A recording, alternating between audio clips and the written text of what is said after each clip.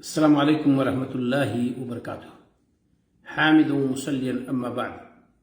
أعوذ بالله من الشيطان الرجيم. وما آتاكم الرسول فخذوه وما نهاكم عنه فانتهوا. وقال الله تعالى في موضع آخر: لقد كان لكم في رسول الله أسوة حسنة.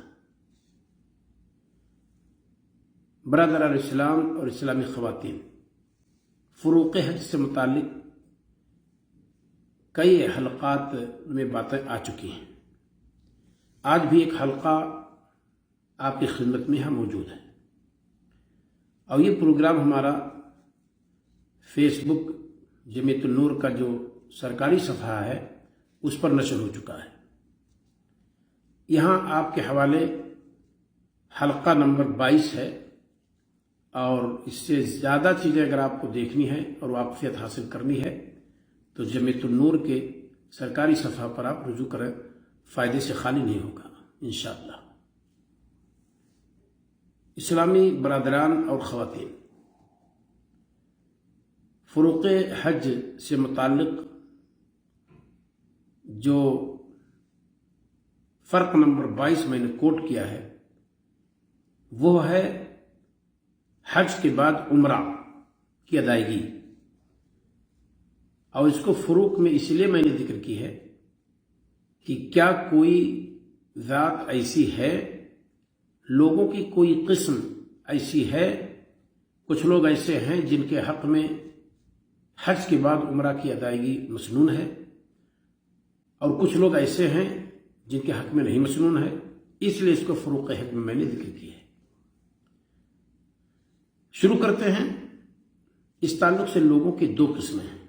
ایک قسم وہ ہے کہ جن کے حق میں حج کی ادائیگی کے بعد ہمارے نبی صلی اللہ علیہ وسلم سے حج کرنا، عمرہ کرنا ثابت نہیں ہے۔ لوگوں کی ایک قسم یہ ہے، اس میں خود ہمارے نبی صلی اللہ علیہ وسلم ہیں، عام مسلمان ہیں، جو حج کرنے کے لیے آئیں ان کے لیے مسنون نہیں ہے، مشروع نہیں ہے کہ وہ حج کی ادائیگی کے بعد جا کر کے عمرہ ادا کریں۔ لوگوں کی ایک قسم وہ ہے کہ جو حج کی ادائیگی کے بعد عمرہ کرنے کی ان کو اجازت ہے، ان کے حق میں گویا کہ مشروع ہے، مسنون ہے۔ وہ کون لوگ ہیں؟ جیسے وہ خاتون جو حج کی نیت سے آئی ہو اور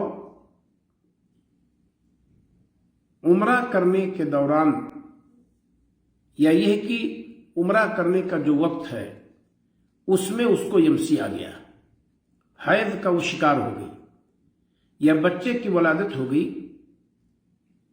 اور دم نفاس اس کو جاری ہو گیا اور دم نفاس کا وہ شکار ہو گئی۔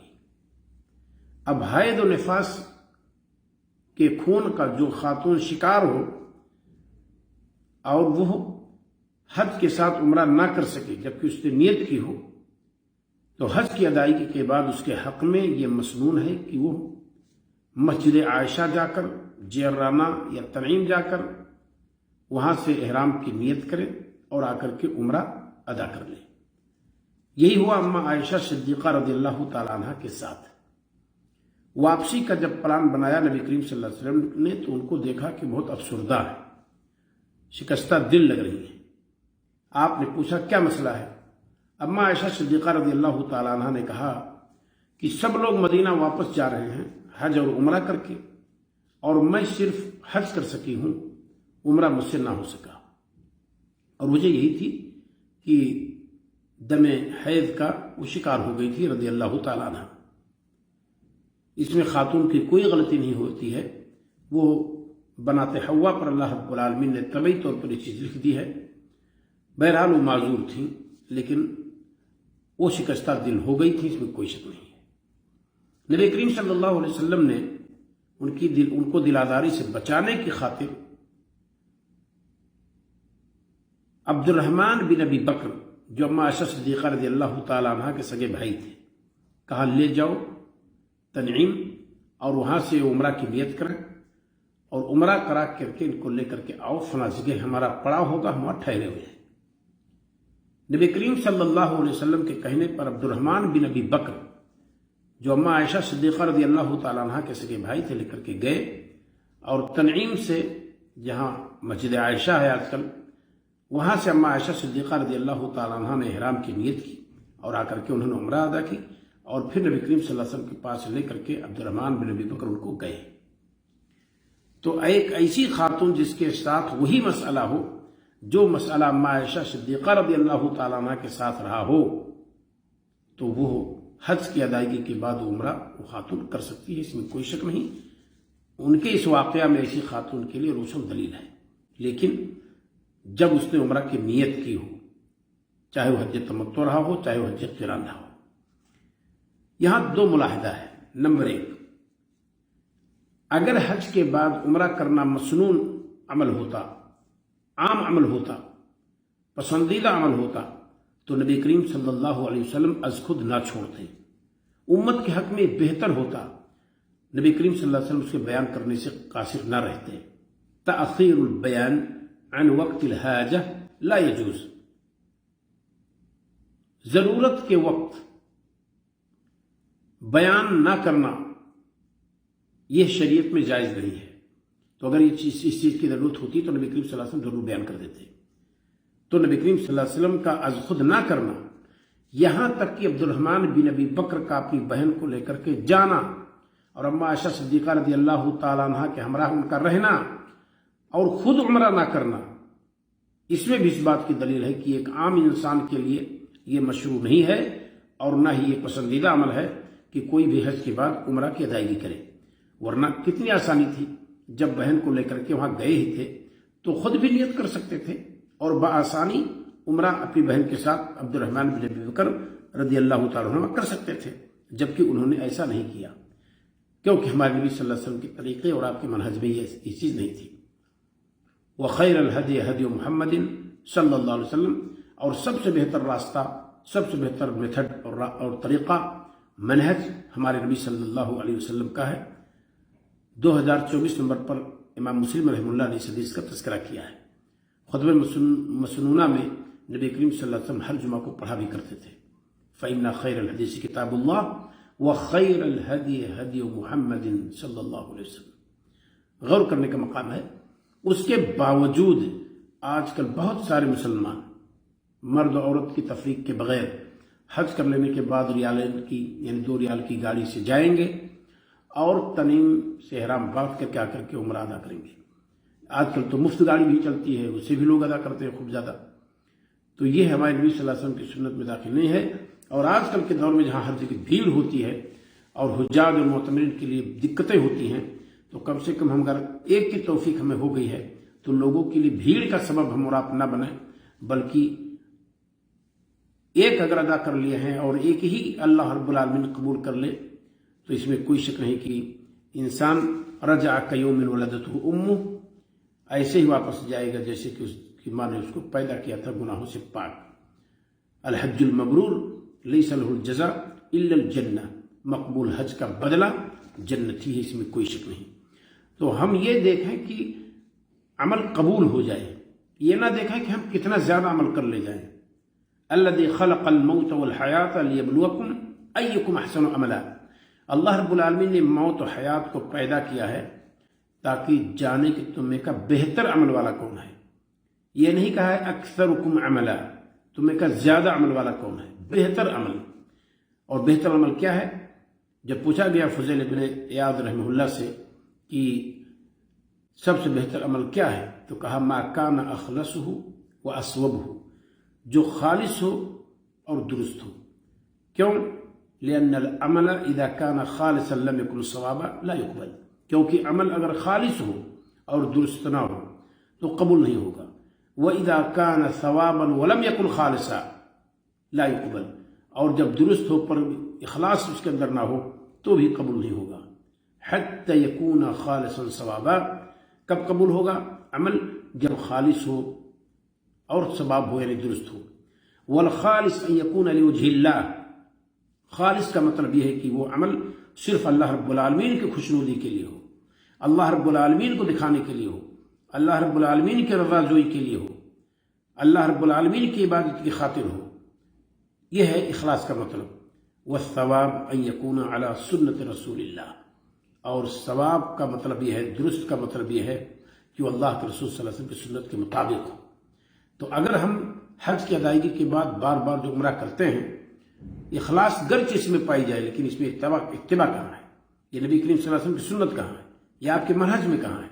ये सल्फ़े सालिहीन के तौर तरीक़ा में कहाँ है? और लोगों के लिए आसानी पैदा करो। हम और आप अपने वाजिबात और फ़राइज़ की अदायगी कर लेने के बाद लोगों के लिए ज़हमत का सबब बन जाए। किस कदर भीड़ होती है हर जगह, तो ये बिला वजह अगर हम सबब बनते हैं भीड़ का, तो इसमें कोई शक नहीं कि ये अमल बिल्कुल दुरुस्त नहीं करार दिया जा सकता है। लिहाजा एक हमारे नबी सल्लल्लाहु अलैहि वसल्लम ने चूँकि आम लोगों के लिए इसकी इजाज़त नहीं दी है और ना ही आपने इसको बयान किया, क्योंकि अगर ये चीज़ पसंदीदा अमल में से शुमार होती तो हमारे नबी सल्लल्लाहु अलैहि वसल्लम जरूर बयान करते और सारे सहाबा को हुक्म फरमाते कि जाओ एक एक उम्रा करके और फिर आओ, फिर मक्का से कोच करते हैं। एक मुलाहदा तो ये मैंने लिखा। दूसरा है, एक सफर में एक ही उम्रा सल्फ़े सालिहीन से साबित है। नबी करीम सल्लल्लाहु अलैहि वसल्लम ने पूरी जिंदगी में एक हज और 4 उम्रा किया। आपने जितने उम्रे आपके हैं, कभी किसी सफर में ऐसा नहीं हुआ कि आपने डबल उम्रा किया हो। आपने हज क़िरान किया था। हज और उम्रा की दोनों की नियत आपने मीक़ात से की थी। क़िरान का मतलब यही है। हमारे नबी सल्लल्लाहु अलैहि वसल्लम ने कभी डबल नहीं किया। आपने हज की अदायगी के बाद आपने उम्रा नहीं किया, और चारों जो उम्रा अलग से आपने की, उन चारों उम्रों में हमारे नबी सल्लल्लाहु अलैहि वसल्लम ने ऐसा नहीं हुआ कि आपने डबल किया हो, यानी उम्रा से फरागत के बाद दोबारा आपने उम्रा किया हो। तो हमारी और आपकी कोशिश होनी चाहिए कि हम और आप इस हकीकत को जानें कि हमारे नबी सल्लल्लाहु अलैहि वसल्लम कितनी मुश्किलें बर्दाश्त करके तब मक्का तक पहुंचते थे। आज जिस रास्ते को हम ट्रेन के जरिए 2.5 घंटा में सफ़र करते हैं और एसी गाड़ियों के जरिए से 4 घंटा 4.5 घंटा में हम तय करते हैं, और फ्लाइट से 45 घंटा में हम तय करते हैं मदीना से मक्का, वही सफ़र हमारे नबी सल्लल्लाहु अलैहि वसल्लम ने 7 दिन में 6 दिन में तय किया है। हफ्ता लग जाता था। कितनी परेशानियां थीं, उसके बावजूद नबी सल्लल्लाहु अलैहि वसल्लम ने यह मशरू नहीं करार दी कि भाई बड़ी परेशानी के बाद मक्का तक किसी तरह से रसाई हुई है तो कई उम्रा करके तब वापस हम चलते हैं।